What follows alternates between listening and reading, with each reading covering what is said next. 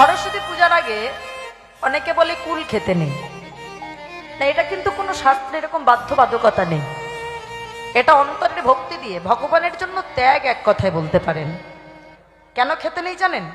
না, খেতে নেই বলে এরকম কোনো বিধান কোনো শাস্ত্রে নেই যে সরস্বতী পূজার আগে কুল খেতে নেই, খেলে ক্ষতি হবে, এরকম কোথাও লেখা নেই।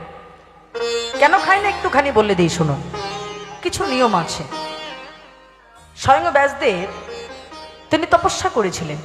কেন খেতে নেই শুনুন। অনেকে যারা খায় না আর কি, মাকে ভালোবেসে, কেন শুনুন।